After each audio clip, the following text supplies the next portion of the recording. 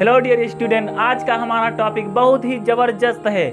आज हम बहुत ही ज़बरदस्त चैप्टर ले रहे हैं जिसका नाम है बहुपद। ये हमारा सेकंड चैप्टर है और आप लोगों को फुल एनर्जी के साथ इस चैप्टर को समझना होगा, क्योंकि हमारी जो परीक्षा होती है उसमें सबसे ज़्यादा इसी बहुपद से अंक का पूछा जाता है। इसलिए आप लोगों को पूरे फोकस के साथ इस वीडियो को समझना होगा और हम तो अपने पूरे फोकस के साथ आपको बताएंगे। तो बहुपद से हम एक्सरसाइज 2.1 सबसे पहले ले रहे हैं। इसका पहला क्वेश्चन यहाँ पे हम ले रहे हैं और आपको स्क्रीन पे शो रहा है, पढ़ रहे हैं। तो हमारा पहला क्वेश्चन क्या है, निम्नलिखित व्यंजकों में कौन कौन एक चर में बहुपद हैं। हमारा क्वेश्चन कह रहा है कि निम्नलिखित व्यंजकों में कौन कौन से एक चर में बहुपद हैं और कौन कौन नहीं हैं, कारण के साथ उत्तर दीजिए। तो यहाँ पे मैंने पहला क्वेश्चन लिया है और यहाँ पे आपको 5 पार्ट पहले क्वेश्चन के दिए हुए हैं। इसमें आपको बताना है कि कौन कौन चर एक चर में बहुपद हैं, यानी बहुपद हैं तो, लेकिन एक चर में कौन है। जैसे कि यहाँ पे हमारा पहला भाग है, तो यहाँ पे देखिए 4x² - 3x + 7 है। तो यहाँ पे ये भी जो हमारा 4x² है ये हमारा क्या है, एक चर है और ये भी चर है। तो इसमें आपको क्या करना है कि जो हमारी चर पे पूर्ण घात लगी हो, यानी कि जो पूर्ण पावर लगी हो, वो एक चर बहुपद में होगा। जैसा कि यहाँ पे देखिए 4x² है, ये हमारी क्या है, पूर्ण घात लगी है। ये हमारी पूर्ण घात लगी है और इस पे कितना होता है, इसमें होती है 1, यानी जो हमारी x की पावर होती है वो 1 होती है और यहाँ पे इंटू में भी इसके 1 होता है। लेकिन हमको ये दोनों चीज़ शो नहीं कराई जाती है, यहाँ पे पावर भी नहीं शो होती है और यहाँ पे जो आगे गुणे में होता है वो भी नहीं शो होता है। तो यहाँ पे देखिए ये पूर्ण एक संख्या है तो ये आपकी बहुपद है, यानी कि यहाँ पे आप लिख देना कि यह एक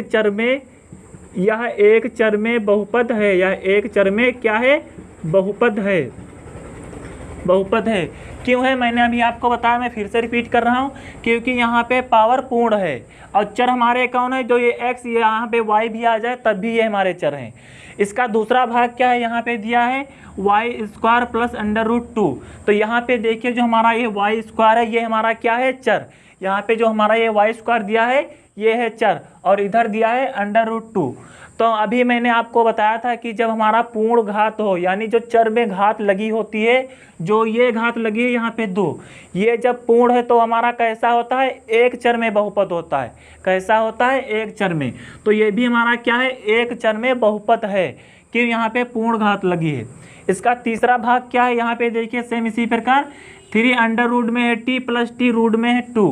यहाँ पे देखिए हमारा चर कौन है, यहाँ पे चर देखिए, तो यहाँ पे देखिए रूट में कितना है, t, यानी चर तो है ये लेकिन रूट में है। तो इसको हम सबसे पहले क्या करेंगे, इसको जैसे हम बाहर निकालें यहाँ पे, तो यहाँ पे रूट से अगर t आप बाहर निकालोगे तो यहाँ पे इसकी पावर 1/2 हो जाएगी, यानी 1 की 1 से भी कम हो जाएगी।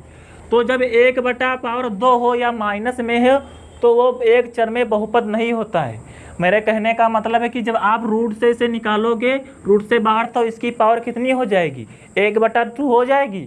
यहाँ पे देखिए अगर आपकी पावर 1/2 हो जाए या फिर उसकी पावर माइनस में हो तो ये हमारे एक चर बहुपद में नहीं आते हैं, यानी कि जो हमारा तीसरा भाग है ये एक चर बहुपद में नहीं होगा।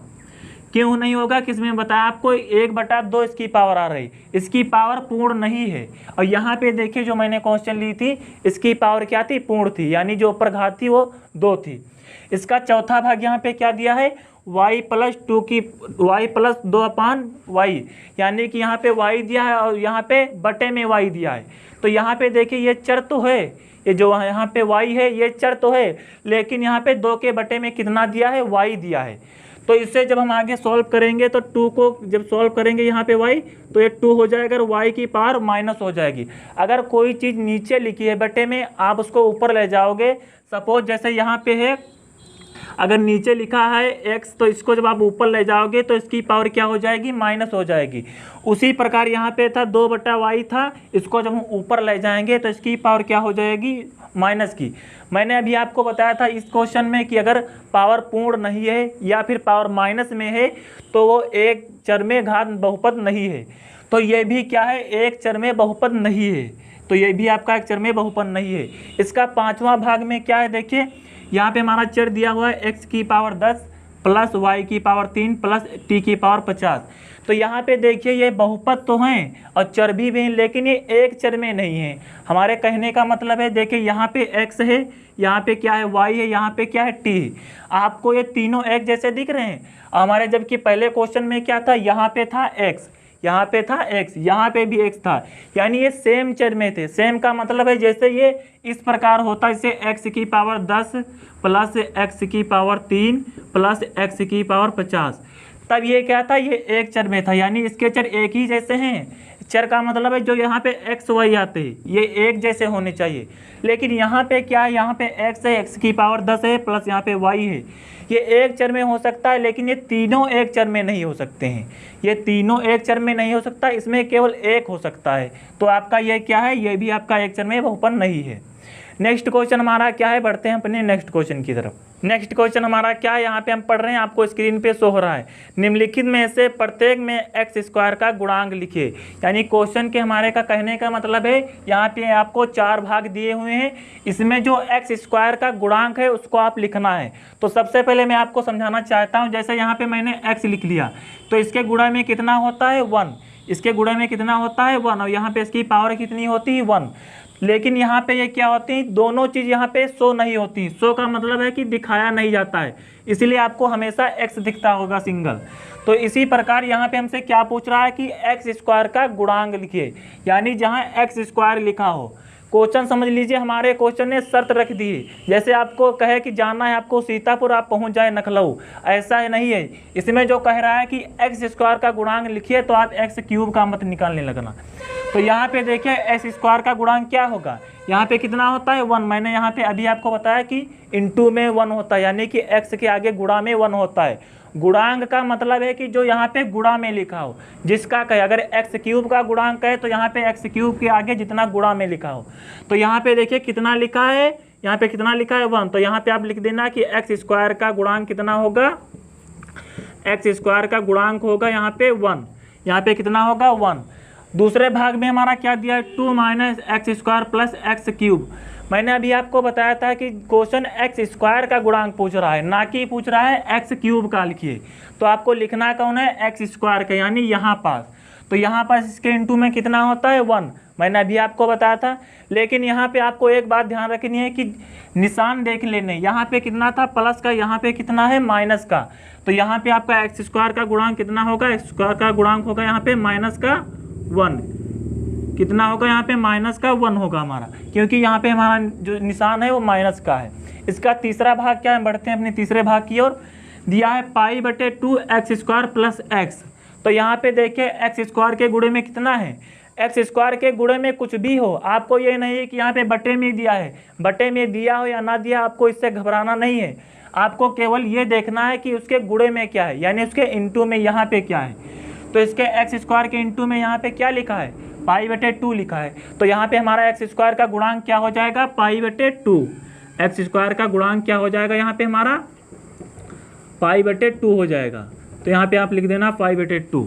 अब इसका जो हमारा चौथा भाग है वो क्या है, रूट में लिखा है 2x - 1। तो यहाँ पे देखिए क्वेश्चन क्या कह रहा है कि एक्स स्क्वायर का गुणांक लिखिए, यानी एक्स स्क्वायर का गुणांक लिखिए। तो यहाँ पे देखिए एक्स स्क्वायर का गुणांक तो है नहीं, तो यहाँ पे आप सपोज मान भी सकते हैं, जैसे कि 0 गुणा एक्स स्क्वायर, ये कितना है, ये समझ लीजिए ये आप लिखा नहीं है, क्योंकि ये 0 तो है, इसकी गुणा अगर इससे कर दोगे तो 0 तो ही हो जाएगा। अगर आप ऐसे नहीं समझना चाहते हैं तो आप ऐसे समझ लीजिए कि एक्स स्क्वायर का गुणांक पूछ रहा है, एक्स स्क्वायर तो इसमें है नहीं, तो आप सिंपल यही बता दीजिए कि उसकी घात क्या होगी, यानी उसकी जो वो है गुणांक वो क्या होगा 0, क्योंकि एक्स स्क्वायर इसमें दिया तो है ही नहीं। कहाँ दिया है, देखो स्क्वायर कहीं दिया है। अगर आप ऐसे मानो तब उसकी गुणा 0 से करोगे तब भी क्या आएगा, 0 आएगा। तो आप ऐसे समझ लीजिए, या तो इसकी 0 से गुणा कर दीजिए, आप लिख सकते हैं। ये जहाँ भी स्क्वायर बूझ रहा हो, यानी कोई स्टेप बूझ रहा हो, वहाँ आप लिखना कोई भी स्टेप चाहें तो उसकी 0 से गुणा करा दीजिए, आप वो स्टेप लिख सकते हैं। तो यहाँ पे आप 0 ऐसे समझ सकते हैं, या फिर 0 यहाँ पे घात एक्स स्क्वायर नहीं लिखा है, तब भी आप कह सकते हैं कि एक्स स्क्वायर का गुणांक 0 है। अगर आपको ये मेरी वीडियो पसंद आई है तो लाइक, सब्सक्राइब और शेयर जरूर कीजिए, ताकि घर घर शिक्षा पहुँचे। तो चलिए मिलते हैं नेक्स्ट वीडियो में एक नई ऊर्जा के साथ, तब तक के लिए जय हिंद, जय भारत।